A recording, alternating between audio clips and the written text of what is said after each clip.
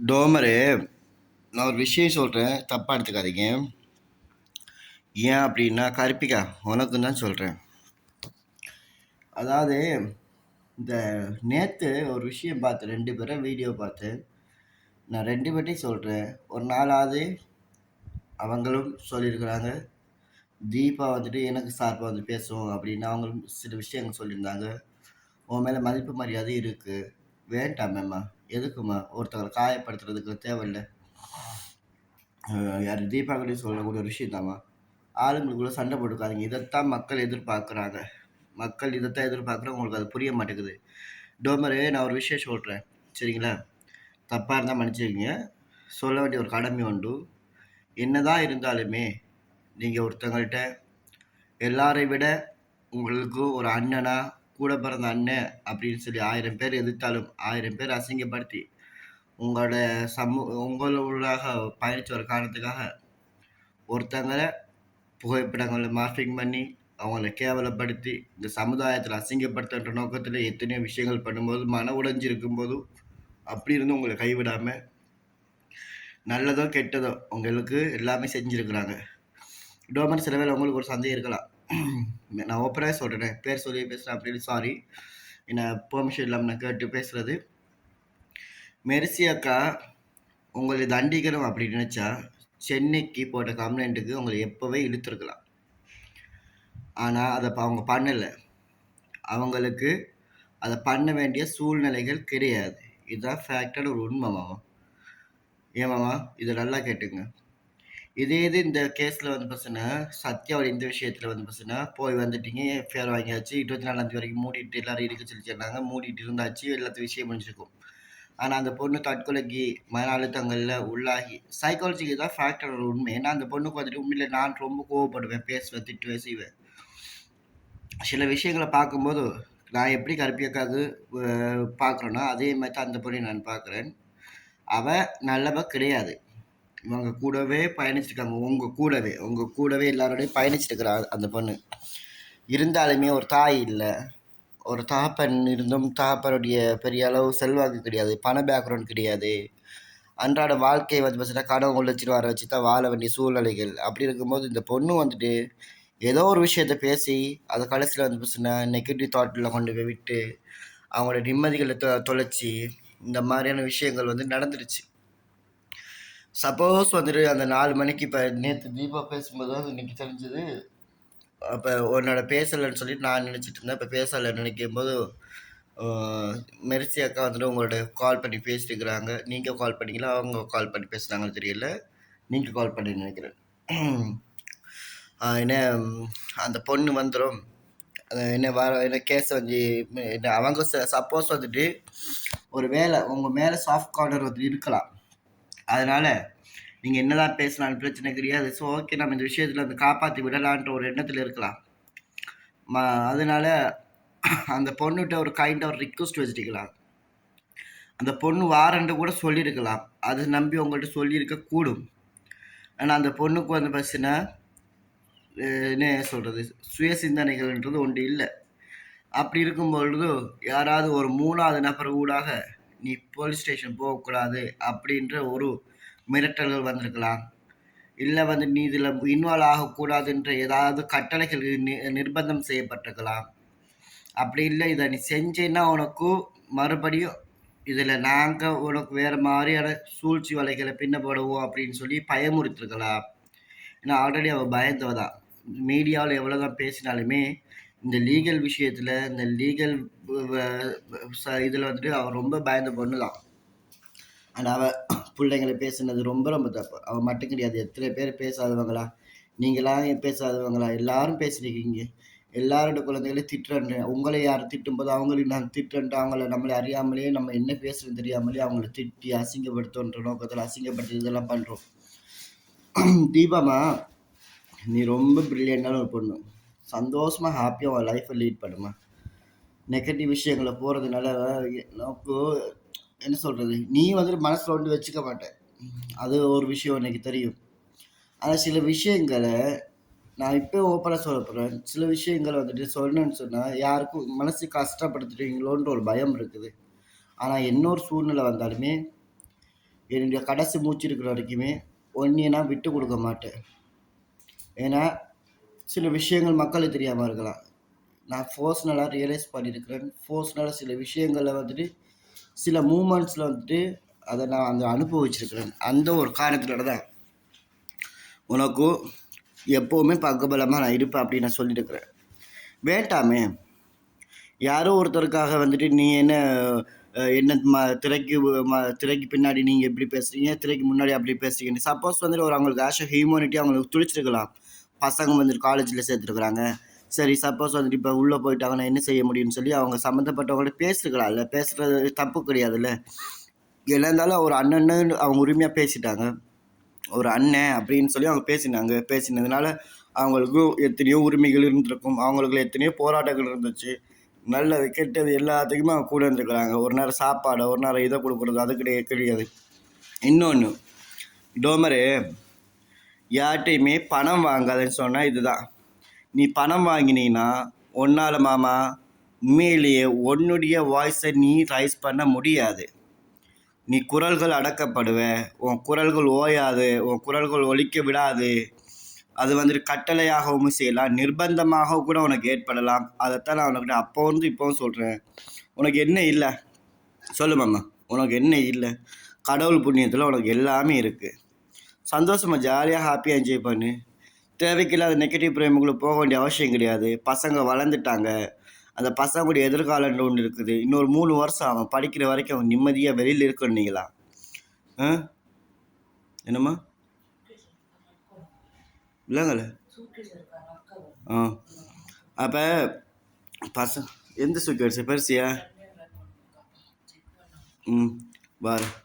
அப்போ அப்படி இருக்கும்போது நீங்கள்லாம் வெளியில் இருந்தால் தான் அந்த பசங்களுக்கு ஒரு நல்ல கல்வியை கொடுக்க முடியும். நீங்கள் உள்ளே இருந்தீங்கன்னா அந்த பிள்ளைங்களுக்கு தேவைப்பட்டதெல்லாம் கொடுக்குறது முடியாது. எதுக்கு 2 ரூபா எனக்கு இப்போ தான் 8 நிமிஷம் வீடியோ பார்த்து அவள் சொல்கிறது சரி தானே? அவள் சொல்கிறது சரி, சூர்யா சொல்கிறது சரி தான். நீ எதுக்கு இந்த சம்மந்தப்பட்ட விஷயத்தை பேசுகிற, ஊதி பெருசாக்குற? விட்டுட்டு அலுவலை பாரு. பொம்பளைங்களுக்குள்ள பிரச்சனை முடிஞ்சிச்சா சரி, அவங்க பார்த்துக்கப்புறம் பேசிக்க போகிறாங்க. ஏன் இதில் நீ சம்மந்தப்பட்டிருந்தா நீ பேசுகிறேன்னு நீ சொல்கிற? வேண்டாம், எதுக்கு நீ பேசுகிற? ஒரு நேரம்னா வாய் தின்றுக்கிறல்ல, ஒரு நேரம் வாய் தின்றுக்கிறீங்க இல்லையா? சாரி மன்னிச்சுக்கணும், வா போன்றேன். ஒரு என்ன உரிமையை கூப்பிட்றதுனால வேறு இது தப்பாக நினச்சிக்காதீங்க.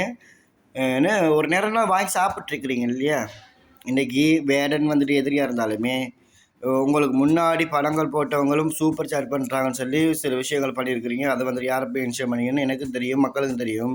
ஆனால் அந்த விஷயத்தை பேச விரும்பல. அது ஒரு மென்டல் சைக்கோன்றது எனக்கும் தெரியும், ஊருக்கே தெரியும். அது உனக்கு இன்னைக்கு தான் தெரியுமான்றது எனக்கு இப்போ தான் டவுட் ஆகுறது. அப்படி இருக்கும்போது இந்த விஷயங்களில் வந்துட்டு யாரையும் நம்பி பயணிக்காதீங்கன்னு அப்போயே சொல்கிறேன். உனக்கு தீபாவாக இருக்கட்டும், மெர்சி அக்காவாக இருக்கட்டும், எல்லோரும் ஏதோ ஒரு விதத்தில் உங்கள் கூடவே பயணித்து உங்களை கூட சண்டை பிடிச்சி தீபா வந்துட்டு ஓத்த ஓமான்ட்டு கிளிப்பால தவிர எங்கேயுமே உன்னைய விட்டு கொடுத்து பேசி நான் தான் பார்த்தது கிடையாது. உண்மையிலே அவள் ரியலைஸ் பண்ணிட்டா. அவெல்லாம் யார் உனக்கு எதிராக அகேன்ஸ்டாக பேச வந்தவங்க. இன்றைக்கி அதை புரிஞ்சுக்கிட்டு என்ன ஒன்றை விட அவங்கள விட நீங்களாம் ஒன்றுமே கிடையாதுன்ற அளவுக்கு புரிதல் இருக்கிறதுனால தான் இன்றைக்கி இருக்கிறாங்க. நான் ஒரு விஷயத்த சொல்கிறேன், மறுபடியும் சொல்கிறேன். சப்போஸ் சில வேளை உங்களுடைய தங்கச்சி வந்துட்டு கூறப்படக்கூடிய ஒரு சகோதரி அவங்க வந்துட்டு நினச்சிருக்கலாம், அண்ணன் கஷ்டப்படக்கூடாது, நம்ம பேசி பார்ப்போம் அப்படின்னு சொல்லி லாஸ்ட் மூமெண்ட் வரைக்கும் வாரன்னு சொல்லியிருக்கலாம். சப்போஸ் அவங்க ஃபோன் வந்துட்டு ரெஸ்பான்சிபிலிட்டி பண்ணாமல் போயிருக்கலாம். இது ஒரு இயல்பான ஒரு ஃபேக்டர், ஒரு விஷயம் தானேம்மா. ஏம்மா தீபா, இதுக்கு அச்சுடைய கேஸில் அவங்க லாயர் ஹையர் பண்ணியிருக்கிறாங்க. அச்சுடைய கேஸ் விஷயமா இவங்க பேசியிருக்கிறாங்க. சில விஷயங்களுக்கு அவங்க பண்ணியிருக்கிறாங்க. அப்படி இருக்கும்போது ரத்தம்ன்ற ஒரு மனிதாபிமானன்றது கொஞ்சம் துடிக்கும் இல்லையா? துடிச்சு சப்போஸ் அதனால நம்ம யார்கிட்ட இதை சொல்ல வேண்டிய அவசியம் கிடையாது, இது பர்சனலாக வச்சுக்கலாம்னு சொல்லியிருப்பாங்க. அதை டோமர் வந்து உங்ககிட்ட சொல்லும்போது நீ அதை ஏமா நீ வெளியில் சொல்கிற? அவங்களுக்குள்ளே உனக்குலாம் ஒளி மறைவு இல்லைன்றது தெரியும், ஓப்பன் புத்தோடு தெரியும். சில விஷயங்களை வந்து நம்ம வெளி உலகத்தில் வந்து செய்யக்கூடாதுமா, அது தப்பாக போயிடும். பானு அடுத்தது என்ன பானு, ஆள் விட்டு பேசுறியா? ஆள் விட்டு பேசிகிட்டு இருக்கிறீங்க போல. நான் எந்த ஆடியோவும் கொடுக்கல, நான் எந்த ஆடியோவும் மெர்சிக்கு கொடுக்கல.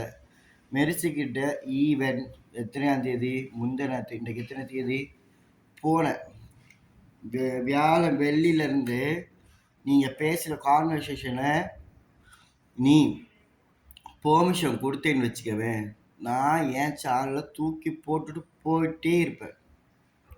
தூக்கி போட்டு போயிட்டே இருப்பேன். மெர்சி அக்காவ பத்தி நீ என்ன பேசின? மெர்சி அக்காவுக்கு இப்ப நீ எப்படி குடுக்குற? முட்டு குடுக்குற? மெர்சி அக்காவுக்கு இப்ப நீ எப்படி அகைன்ஸ்டா பேசுற?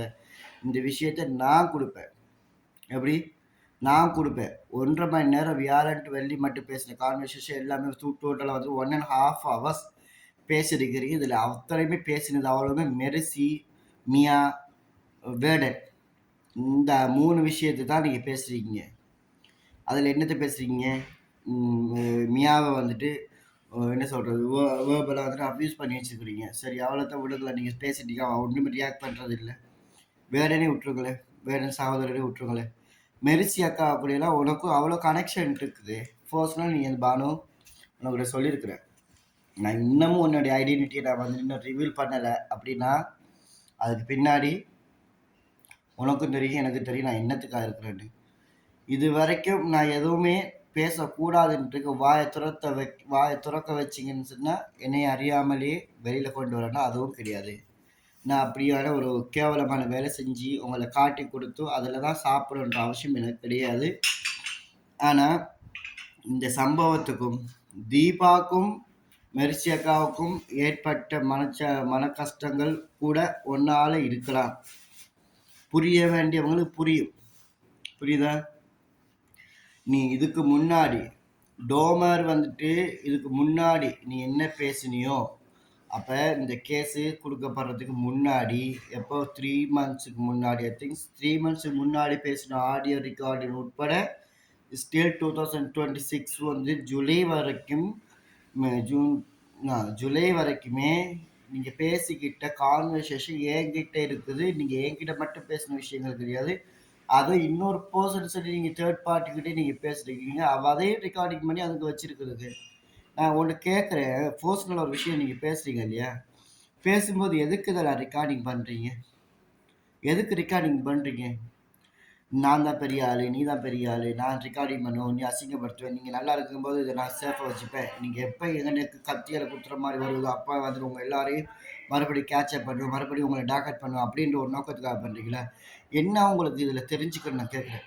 நான்லாம் வாயை துறந்தான்னு சொன்னால் இதை விட அசிங்கம் வேறு ஒன்றுமே கிடையாது. இப்போ நம்மளே அசிங்கப்பட்டு போயிடுவோம் அப்படின்ற ஒரு நோக்கத்தில் தான் நான் எதுவுமே வாயை துறக்கலை. வாயை துறந்து நான் ஏதாவது உண்மையை சொல்ல ஆரம்பிச்சேன்னு சொன்னேன். அதுக்கப்புறம் உங்களுக்கு எனக்கு இருக்கக்கூடிய மென்டாலிட்டி அவ்வளோதான். இன்னைக்கு நான் இப்போ உங்களோட ரெக்கார்டிங் பண்ண ஆரம்பிச்சிருக்கேன்னா இதுக்கெல்லாம் காரணமே முழுக்க நீங்கள் தான். எங்கால பார்த்தாலுமே ரெக்கார்டிங், எங்கால பார்த்தாலுமே பிரச்சனைகள், எங்கால பார்த்தாலுமே தேவையில்லாத பிரச்சனைகள், அது இது லொட்டு லொசுக்கு எங்கேயாவது ஒரு 7:30 கூட்டிக்கிட்டு வந்துக்கிட்டே இருக்கிறீங்க. அப்போ இந்த 7:30 கூட்டு வரதுனால என்ன நிலைய போகுதுன்னா உங்களுக்கு இதில் சில வேளை பணங்கள் உங்களுக்கு எக்ஸ்பெக்டேஷனாக இருக்கும்.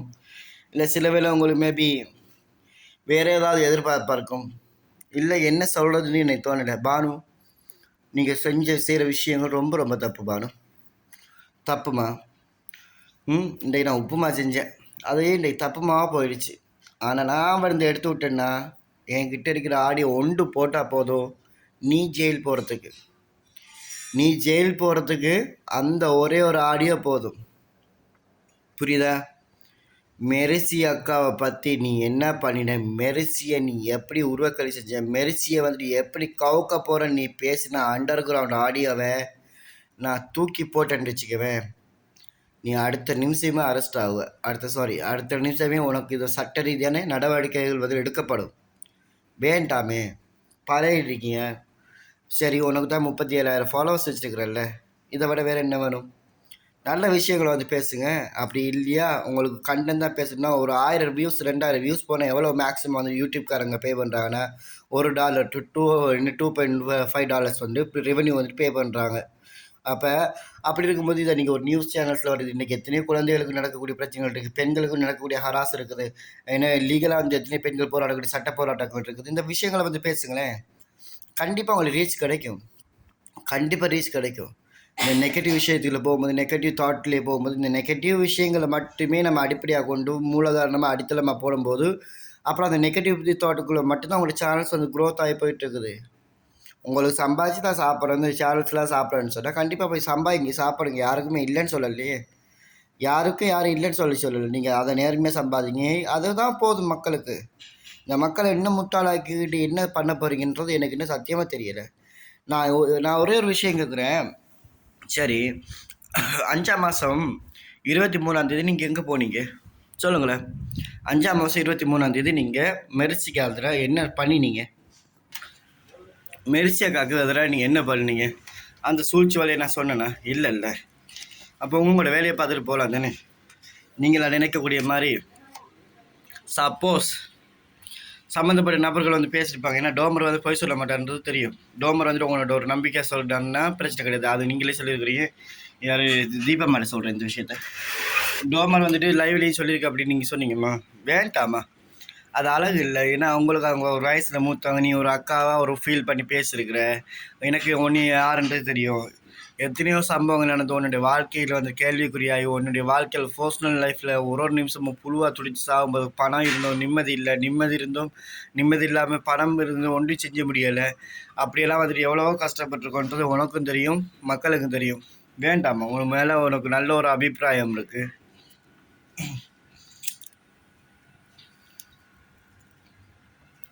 அதே மாதிரி இந்த பானுவை நம்பி நீயும் பயணிக்காத. ஓய் என்ன? இந்த பானுவை நம்பி நீயும் பயணிக்காதம்மா. அம்மா டீயை கொண்டு கொடுத்துட்டு வாங்க. கேட்குமா வேணும்?